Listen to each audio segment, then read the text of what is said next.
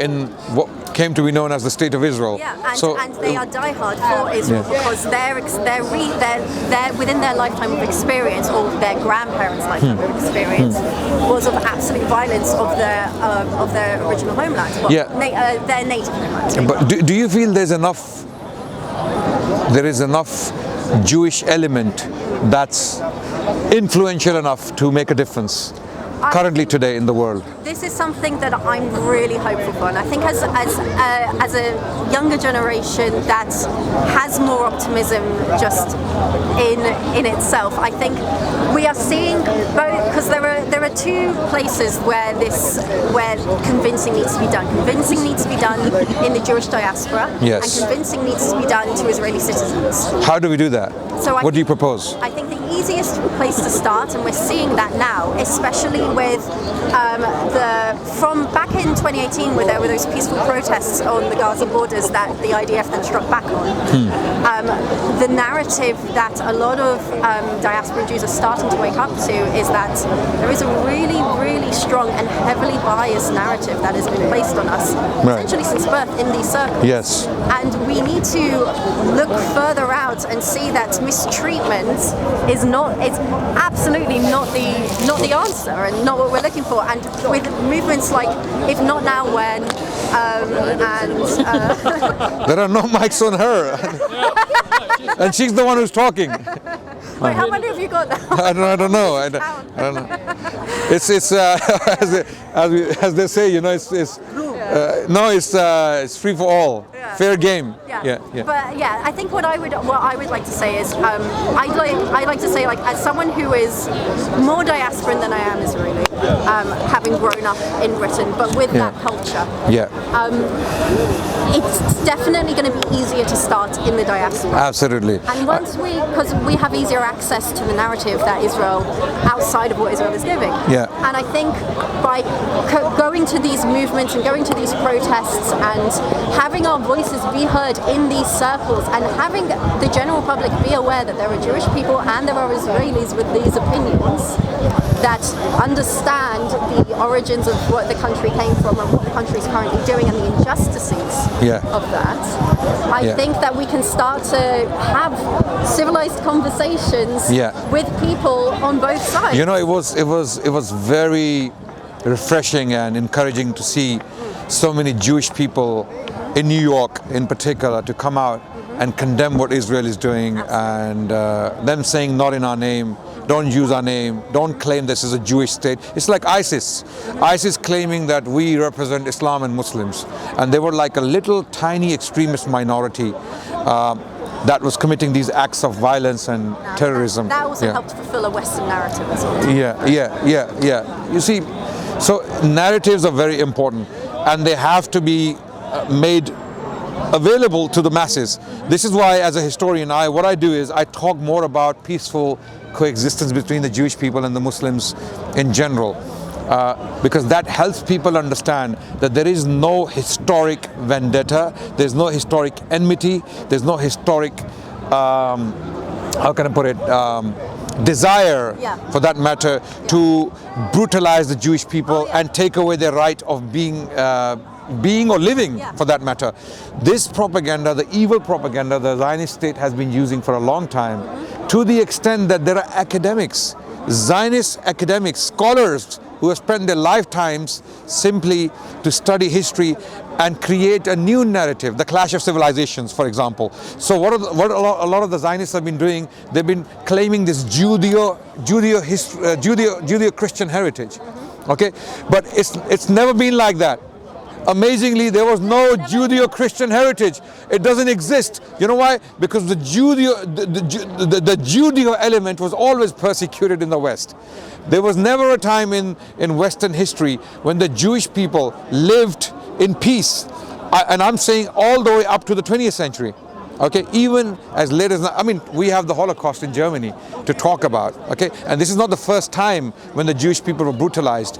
The history goes back a long time, a long way. Sorry. No. I mean, just to expand on that, the reason the diaspora is to the extent of what it is today, where you've got Mizrahi, Bet Israel, Ashkenazi, Sephardi, like you name it, essentially spreading to every continent in the world was a result of continuous displacement and absolutely and removal. Absolutely. That wasn't the case in the Muslim world. That is definitely the case in the Christian world. In Christendom, the Jewish people had to move from time to time, from place to place, because they were being banished, to the whims of exiled. The monarchy was thinking. Exactly, like King Edward I, the famous Edward the Longshank, who's buried in Westminster Abbey. The king of William, not William. What was his name? The freedom fighter, the Scottish. William Wallace, yeah, exactly, William Wallace.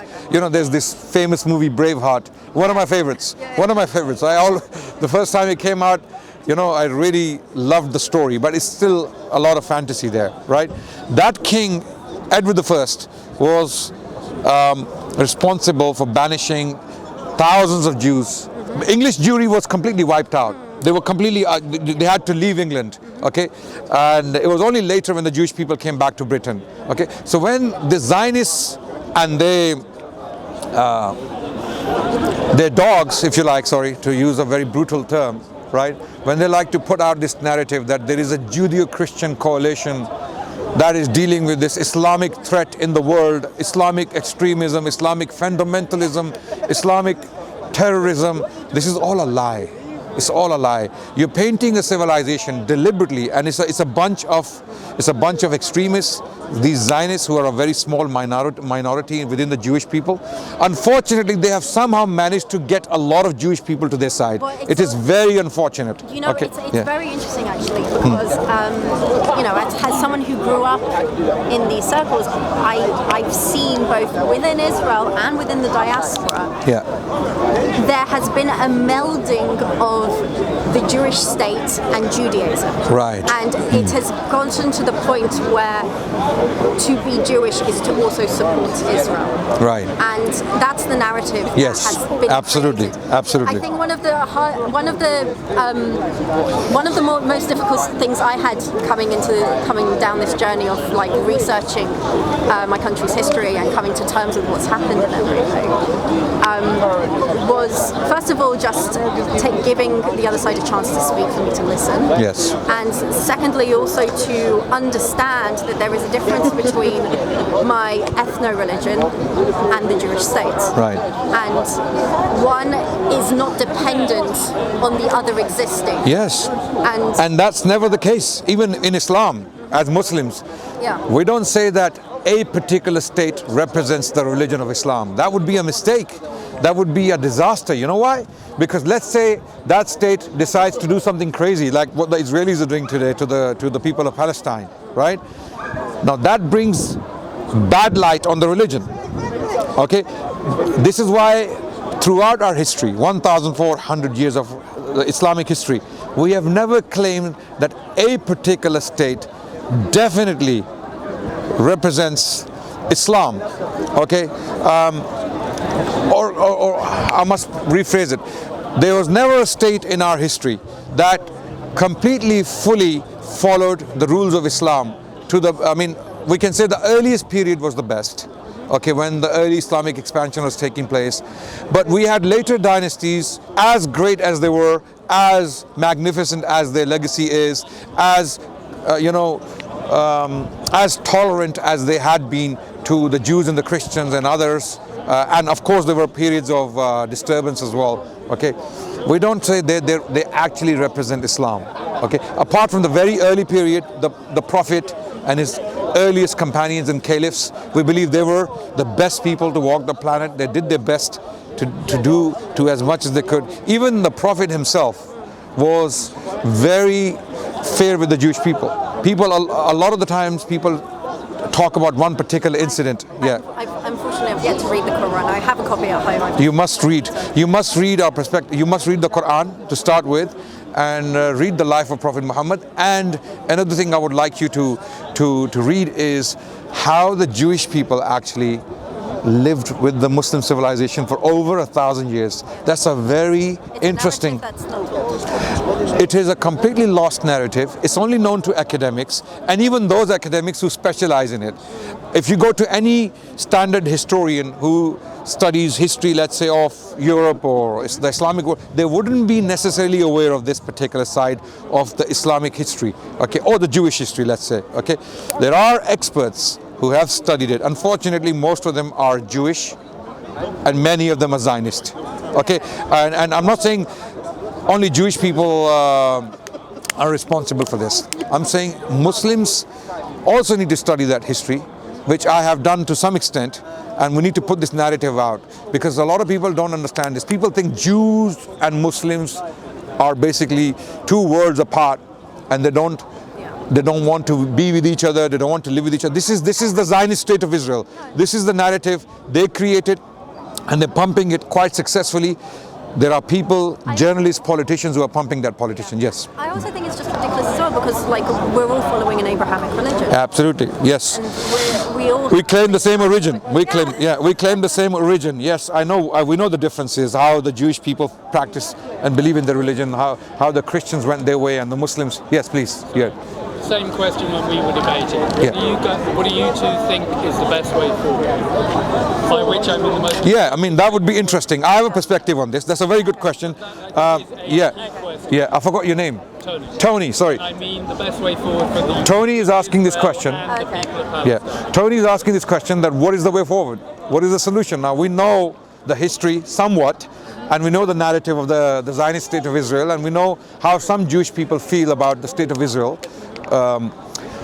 What is the way forward? Would you want to say first, or shall I say first?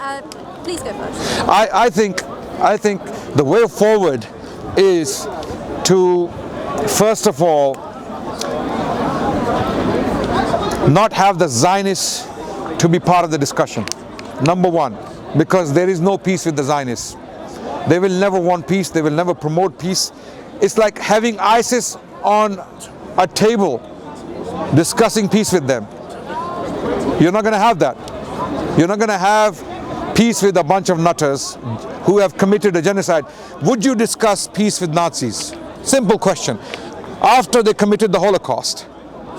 Okay, it's like me coming to the people, to the world, saying to the UN or global leadership, sit with the Nazis and discuss peace and give a piece of Germany to them. No, I would never propose. So the world has to wake up. The first step in the right direction is the world has to realize that Zionism is poison. It's an extremist ideology. It is inherently racist. It is unfair, unjust, and it has to be confronted head on. Unfortunately, it's very powerful. It's very influential. It has many politicians in its pockets, as we have seen recently, how all these presidents and prime ministers have been making these amazingly, shocking statements. Like, you know, they have I mean, of course they are condemning some of the actions of the state of Israel. For example, the British personnel who were killed recently, the aid workers who were killed. Okay, 20,000 children have died to date. Okay, many more thousands have been permanently disabled. Okay, this is a genocide. This is an absolute genocide, and the world feels very powerless somehow to express their disgust on this. So we have to. The step in the right direction would be to take control of the territory, remove the Zionists from the picture, and then sit with the Jewish leadership of the world, legitimate Jewish leadership, and the Muslims, primarily the Palestinians, the legitimate Palestinian leadership, whoever you may think they are. Whoever you may think they are. You don't like Hamas? No problem. You don't like Hamas? Don't sit with them. But bring the Palestinian leadership, legitimate Palestinian leadership that represents the Palestinian people. Sit with them, bring the Jewish people on the table, and find a solution. And the solution, if you want to apply democracy, sorry? Are you saying that leadership is the legitimate leadership as Hamas? No, I'm not. I didn't say that. We don't know. We'll have to find out. Okay. So if the world wants peace in the Middle East, and we are serious about it, Netanyahu has to be sent to Hague. He has to go to The Hague. He has to be put on trial, just like Saddam Hussein was pulled out of the hole, literally. You know, you saw the footage, yeah? Saddam Hussein was actually pulled out, dragged out of the hole, and he was put on trial. Okay, Milosevic and all those guys, we managed to, you know, put them on trial for war crimes. Here we have a war crime in front of our eyes, right under our noses, right? We saw a huge number of children completely decimated. These are human beings. I always talk about this. If I took a cat today, right now in front of all these cameras, and I twisted the neck of that cat, this lady standing next to me, this very respectful, beautiful Jewish lady, she would attack me first. She would say, "What the hell are you doing? This is absolutely mad. This is crazy. Why would you do something like that?" Right? It would be a verbal attack. I mean, look. I mean, if you intervened physically, I would fully understand why you did that, because you're doing the right thing. But we have 20,000 children buried alive, right? So something has to be done. So that's my solution. And I mean, if I speak with the Muslim hat on, and Muslim hats come in many different colors and styles, yeah? Put anyone you like, any hat, any type you like on my head. The Afghan pakol or the long, whatever hat, right? If I put my Muslim hat on, I believe the solution is Islam. Ruling as a political entity. Because, for example, I'll qualify, okay? If Muslims are allowed to rule this territory, because Muslims are the only people, historically speaking, who brought the three faiths together in harmony. From the time Muslims took Jerusalem or the land of Palestine, this is the first time when the Jews, Christians and Muslims lived together, historically speaking. Who says so? People like Karen Armstrong. Okay, Karen Armstrong has written a history of Jerusalem, right? In that book she states, on I think page 242, she states, if I'm not mistaken, 240 or 242, she states that Muslims came with a system that brought for the first time three Abrahamic faiths under one domain in one piece of land together for the first time. That's what she said. I'm paraphrasing her words, right? Do you mind if I summarize? Yeah, you can. So we're going to come to her first. Am I right in saying your summary is broadly a Muslim state where you peacefully cohabit? Why do I say that? When the Christians are ruling Palestine, they banished the Jewish people on pain of death. The Jewish people were removed from Palestine by Emperor Hadrian when the revolt of Bar Kokhba happened in 132 CE. The first time the Jewish people were sent into diaspora, into exile in the world, was by the Romans. Emperor Hadrian in 132 CE, when the revolt was crushed brutally by the Romans, the city was leveled, razed to the ground and renamed Elia after the emperor's name. His name Elias Hadrianus. And with respect, I can believe you're right, but essentially you're advocating a benign Islamic state. Yeah? No, I'm not. Oh, sorry. The term Islamic State has become tarnished because of ISIS, unfortunately. So when people use this loaded term, they actually, what comes to mind is like, yeah. Well, let me finish. I'm finishing right now. So when the Jewish people got their power, I mean, technically, if Israel is a Jewish state, which I believe it's not, look at what Muslims did with this land. For over 1,000 years, they ruled this territory. Different dynasties, by the way, starting from the Caliphate, the earliest Caliphate, the Abbasids, the Umayyads, the Abbasids, and then the Ottomans, right, and the Mamelukes. All of these dynasties ruled the land of Palestine, and Jewish people were some of the most prosperous people in this land for all that time. We had rabbinical courts, we had Jewish merchants, physicians, philosophers, thinkers, right, living. It was only during the time of the Crusade when all of this peace was disrupted. The Crusaders came in, massacred the Jewish people, massacred the Armenian Christians and the Muslims. So my claim is one of the solutions is sorry Tony, you started me. I can't dispute any of your history. Yeah. My immediate concern would be, no matter what the previous generations have done, the generations right now who are locked into this Yes. appalling situation. So the world needs to get involved. To what extent? What's the best way forward so they can coexist now? The history you're telling. As I said, the global international community, the Arabs and the Western world, they need to wake up and smell the coffee, and they need to realize if they don't stop this, it's not going to stop. There will be more genocides. There will be more wars. There will be more killing. Cycle of violence. The cycle, and it may spread. Yes. What is your solution? Yes. Now my solution I put forward, right?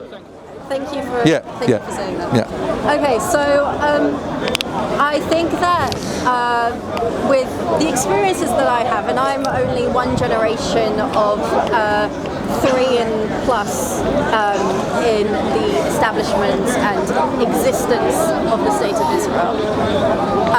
I think we have a problem where there is such a strong narrative in the lands of seeing Palestinians as an enemy and seeing as if we don't hit them, they will hit us, they will eradicate us.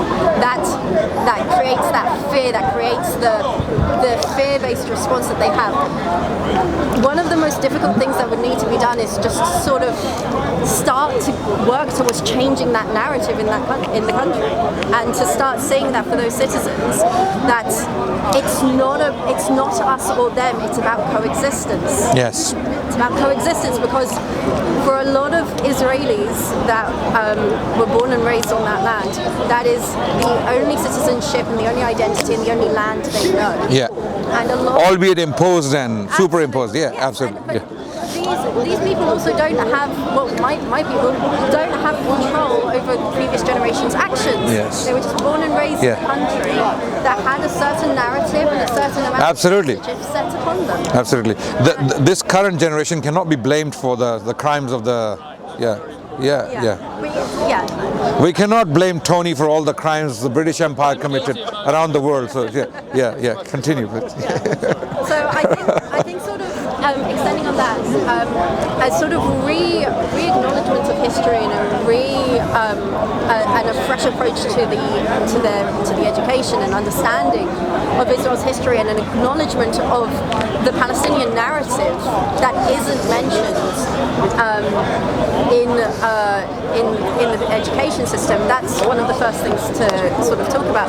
The second sort of approach would be like, I mean, in an idealistic way, in my opinion, I would talk about if Israel was to have any form of like introspection and to like self-reflect and to understand like the amount of change that needs to be done, an unimaginable amount of rules need to be rewritten from the ground up, essentially, because there are so many rules that are in place that put Jewish people first, Jewish rights first, Palestinian rights second. That goes in both of those directions. Yeah. That is just, as you said, that is a racist standpoint, and that is an unjust and unmoral standpoint. So those would have to be rewritten as well. And if we go super ideal, in my opinion, like I did as well. if we go super ideal, I also agree that it should be a one state. I don't think a Jewish state is the answer. I'm not sure if a Palestinian state, if an Islamic state is the answer. I'm not even proposing that. Yeah. Not that title, at least.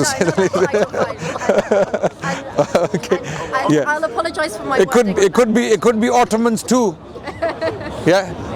Ottomans Part 2 or something like that. I mean, it could be anyone. It could, as long as look, the point, I think we both agree that as long as the Jews and the Muslims and the Christians and the atheists, yeah, absolutely anyone, all human beings can live in harmony, peacefully, and there is law and order, and law applies to all equally. Okay, as long as that can be achieved, we're happy. Yeah. Okay. Yeah. Rashid is the man who meditates day and night on the Lord. Yeah. She was doing that. If the Jews were judging by the teachings that were given to them, they would be massacred. That's important. Look, the problem is not all Jewish people are religious. Not all Jewish people actually follow the rabbinical version of Judaism. Likewise, not all Palestinians are religious. If you look at the Fatah leadership, they're not very. Palestinians are Muslim. Yeah. We've got Christian Palestinians. Yeah, we have Christian Palestinians, we have Muslim Palestinians, we have atheist Palestinians, right? So there has to be a solution that accommodates for. Yeah. People the gospel, judged by the gospel, so are entitled. But how many do? No, they don't. Many claim it, but I don't see the mercy that's. Yeah, unfortunately. I think so going down this rabbit hole of super idealistic. Yeah. I think a secular one state where from the laws of the ground up that states that the Israelis that exist are allowed to, especially if they. But why does it have to be secular? I mean, if it's about the legal system. I would like to finish my. Oh, sorry. Yeah. Sorry. Go ahead. Because I don't want to be cut Yeah, off. I'll come back on it. I'll come back on it. Thank you. Yeah. I would. So I do think that in a one-state secular state that has made sure that the narrative is having the entire viewpoint presented of its history and historical wars and mistakes that were made. That it should also, from the foundation up, say that both Palestinians have an absolute right to return and freedom to roam and freedom to take land that was theirs and re-establish themselves there. But also Israelis that currently, presently exist there, with considering that they as my example, like down to my grandparents being around, and that's the only identity they have. They also, in my opinion, have a right to remain as well. But it's about having an approach of coexistence and equality. Yes. Equal treatment. Equal. Agreed. Yes. Yeah, equal approach. Yes. It's just, and I don't know. I don't have an answer for how to get to that point, but I just agree. I think that a re-education needs to be done and a rewriting of so many laws. Absolutely. And I think we pretty much agree. And isn't that amazing that a Jewish lady and a Muslim man are agreeing on many of these principles? We may disagree on the model. Mm-hmm. She may propose a secular model, which I think is impractical. Okay, I may propose an Islamic model because I have reasons to propose that model, and she has reasons to propose her model, right? But we both agree that we need a model that brings different faiths, different people together, and has a law that applies to all equally. Okay, now and there's another issue that is being neglected and ignored. There is a lot of trauma that will have to be dealt with. Absolutely. There is PTSD. It's a big can of worms. Yeah, 100%. Yeah. 100%. I think one of the. So she was making a point that you can. Yeah, you can. What is the solution between Jewish and Palestinian? You just came right now, yeah? We have discussed it extensively. Watch the video. Inshallah, it's going to come out soon. It's going to be on, I don't know how many channels. But anyway, yeah. But we have discussed it. Just my question. Yeah. What is the solution between them? What they need to do, Palestinian and Israel in that country? We have discussed it in detail. Just now, we discussed it in the last 15-20 minutes, I think we discussed it. Yeah. I think I've lost the point. Okay. Where are we? Okay. Yeah. Both agree on one thing. Yes. We both agree that I spoke about history, how historically under the Muslims, the Jews and the Christians were living together in Palestine for a very long time. Okay, that's my solution. I'm saying if we don't have another model that works, we can go back to that model. How we will do it, details can be discussed by relevant people. But like God gave to Israel, to Jesus, to the disciples. I call the original model to me is the model of my prophet. and what he left behind in his teachings. And when we did apply those teachings, why did the Jewish people survive for over 1,000 years under the Muslim domain? The Jewish people were the most vulnerable people as a community in the world. There are many reasons for that. Because of possibly indulging in usury. Okay, a lot of Jewish people were indulging in riba, what we call riba, usury. Okay, and they were hated for that. Throughout European territories, one of the reasons why Jewish people were hunted repeatedly and hated by the masses was because of interest, because of usury, right? And that's why the kings had to protect the. I think when it comes to historical displacement, it kind of ends up in a way being a bit of a self-fulfilling prophecy with Judaism, where when Jewish people get displaced and then move to a new land, they establish themselves, but they also ostracize themselves from the wider majority. Ghettoized, And they just sort of, it's sticking to themselves from probably even at that point some generational trauma. But then the native residents that are aware that the Jewish people have moved in and have started to work in the local economy and certain businesses, that at normal, I would assume that initially it's a neutral standpoint to this group of immigrants coming in, and then typically when things started going wrong historically one way or another, it was an easy finger to point to. And Ashkenazi Jews were these strange immigrants back in this era. It's just gotten to the point where whether Ashkenazi, Mizrahi, whatever, we've just assimilated into these local cultures. The point that I'm white, that I look like this, and that's just and there was intermarriage and conversions as well. I mean, there were conversions, and a lot of Ashkenazis do actually come from Eastern Europe, European territories. So that's another issue. That's something within the Jewish people themselves, and these. So they do better. What they can do is follow the scripture that the core of what God is the blessing of which we have. And we'll receive that blessing tenfold. They only follow the commandments. Israel's one of the most. But the problem is because not all Jewish people are following the religion. And just like not all Palestinians are religious, okay? I think the religion does create a really good moral standpoint to build off from, but it's also really important to write laws. Yes.